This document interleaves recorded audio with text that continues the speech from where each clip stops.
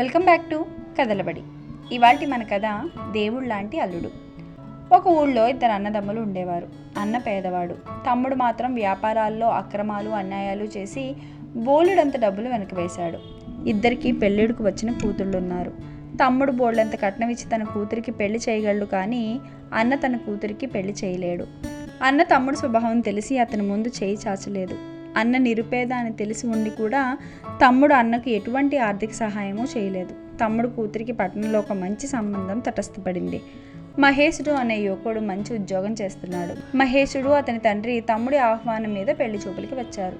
తమ్ముడి భార్య తమ ఇంట ఏ అక్కర వచ్చినా తన బావగారి కూతురు వల్లిని వంట పనికి పిలుచుకుంటూ ఉండేది. ఈసారి కూడా ఆమె వల్లిని పిలిచి తన కూతురు ముస్తాబులో లీనమైపోయింది.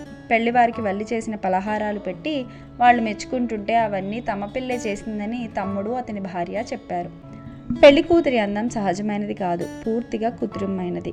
ఖరీదైన సొమ్ములతోనూ పట్టు చీరలతోనూ వచ్చినది. పిల్లని చూసి పెళ్లివారు ఏ సంగతి తర్వాత కబురు చేస్తామని వెళ్ళిపోయారు. వాళ్ళు వెళ్ళాక పళ్ళాలు లోపలికి తీసుకుపోవడానికి వచ్చిన వల్లి బల్ల మీద పుస్తకం చూసి, అరే పెళ్లి కొడుకు దీన్ని ఇక్కడ మర్చిపోయినట్టున్నాడు అంటూ దాని చేతిలోకి తీసుకున్నది.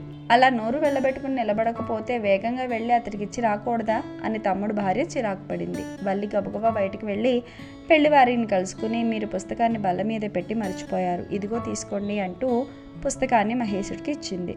మహేశుడు ఆమె వైపు ఆశ్చర్యంగా చూశాడు. ఆమె చౌకబారు బట్టలే కట్టుకున్నా ఆమె సహజ సౌందర్యం కొట్టవచ్చినట్టు కనిపించింది. నా పేరు వల్లి, పెళ్లి కూతురు మా బాబాయ్ గారి కూతురు. ఈ హడావిడిలో వంట సహాయం చేయడానికి వచ్చాను అని తల వంచుకుని చెప్పి వల్లి అక్కడి నుంచి వచ్చేసింది. 4 రోజుల అనంతరం వల్లిని పెళ్లి చేసుకుంటానంటూ మహేశుడు కబురు చేశాడు. అతని కట్నం కానీ కూడా కోరలేదు. ఈ వార్త వినగానే తమ్ముడికి అతని భార్యకి మూర్ఛ వచ్చినంత పని అయింది. తీరిగ్గా కూర్చుని పుస్తకం ఇచ్చి రమ్మని వల్లిని పంపినందుకు ప్రగాఢంగా పశ్చాత్తాపడింది తమ్ముడి భార్య. అన్నకి అతని భార్యకి ఆనందం అంతా ఇంత కాదు. పెళ్లి 2 రోజుల్లోకి వచ్చింది. తమ్ముడు తన భార్యతో, మనం పెళ్లికి వెళ్ళవద్దు, వెళితే మన తాహతకు తగ్గినట్లు వెళ్ళి కానుక ఇవ్వాలి, మనకి గిట్టుబాటు కాదు అన్నాడు. రెట్టింపు గిట్టుబాటు అవుతుంది, నా మనసులో గొప్ప ఆలోచన ఉన్నది, చూస్తూ ఉండు అన్నది భార్య.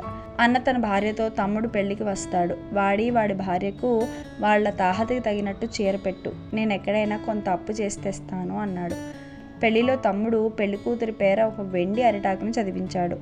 అన్న భార్య తమ్ముడి భార్యకు మంచి పట్టు చీర పెట్టింది. అయినా తమ్ముడి భార్యకి తృప్తి కలగలేదు. పెళ్లి పూర్తయ్యాక నలుగురు చూస్తుండగా ఆమె వెనక్కి విరుచుకుపడి జుట్టు తీసుకుని లేచి నిలబడి, నా సంగతి పూర్తిగా మర్చిపోయి పెళ్లి చేసుకుంటావురా అన్నయ్య, ఈ ఇంటి ఆడపడుచుని నాకిప్పుడు ఖరీదైన పట్టు చీర పెట్టు అని కేకలు పెడుతూ నానా హంగామా చేసింది. ఈ అన్నదమ్ములకి ఒక చెల్లెలుండేది. ఆ పిల్ల 10 ఏళ్లు బతికి చనిపోయింది. ఇప్పుడు తమ్ముడు భార్య ఆ పిల్ల తన్ని పూరినట్టు నటిస్తోంది. పెళ్లి పందిట్లో అంతా గజగజలు ఆడిపోతూ తలా ఒక రకంగా మాట్లాడుకున్నారు. అన్న అమాయకుడు, ఆ చెల్లెలంటే తనకి చాలా ప్రేమ, నిన్ను ఏనాటికి మర్చిపోనమ్మా, ఇప్పుడే మంచి చీర కొని తెస్తానంటూ డబ్బు కోసం ఇంట్లోకి వెళ్ళాడు. ఇంతలో పెళ్లి పందిట్లో మరో విడ్డూరం జరిగింది. ఇప్పటిదాకా మామూలుగా కూర్చుని ఉన్న పెళ్లి కొడుకు ఆ పక్కనే ఉన్న అరటి పిలకను భుజానికి ఎత్తుకుని భీంకరంగా అరుస్తూ అటు ఇటు తిరగసాగాడు. ఇంకేముంది, పెళ్లి కొడుక్కి హనుమంతుడు పూనాడు, ఇక గాలి ధూళి ఈ ప్రాంతాల్లో ఉండడానికి వీల్లేదు అన్నారు అందరూ. ఆ మాట వింటూనే తమ్ముడు భార్య రహస్యంగా పళ్ళు కొరుక్కుంటూ విధి లేక వెనక్కి విరుచుకుపడి మామూలు మనిషి అయింది. వెంటనే పెళ్లి కొడుకు పూనకం కూడా తగ్గిపోయింది. పెళ్ళైన తర్వాత అన్నాడు, అన్న మహేశుడిని, నాయన నీకు అప్పుడప్పుడు దేవుడు పూనుతాడా అని అడిగాడు. మహేశుడు నవ్వి, నన్ను దేవుడు పూనలేదు, ఆమెకి దెయ్యమూ పూనలేదు. దెయ్యమే అనుకుంటే 10 ఏళ్ల పిల్ల చీర కోరుకుంటుందా అండి? ఆవిడ దుర్బుద్ధి గ్రహించి నా వంతు నాటకం నేను ఆడాను అన్నాడు. దేవుడు పూని అల్లుడు దొరికినందుకు అందరూ ఆనందిస్తుంటే, అవును మా అల్లుడు దేవుడే అన్నారు అన్న భార్య. అన్న డూ సబ్స్క్రైబ్ కథలబడి.